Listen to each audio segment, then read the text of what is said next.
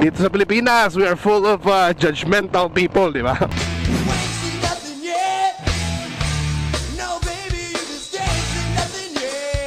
I really wanna help. Pero sa ibang mata, yung nanonood sa video, kasi alam nyo na dito sa Pilipinas, di na kailangan na i-explain ko pa. Dito sa Pilipinas, we are full of judgmental people, di ba? Not only in the Philippines, all over the world. Maraming judgmental.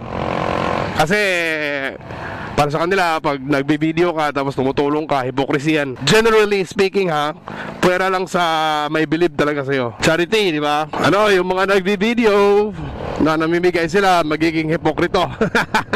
Yan ang problema dyan, mga kamarads. That's why I don't want to do that. So next time, I just want to do a video na sila yung namimigay. Gusto ko lang i-document yung video nila. Yan lang talaga, you know? We want charity works para makakatulong sa kapwa natin. Make the world a better place. Make the world a better place, man. Yeah, that's what I want to do.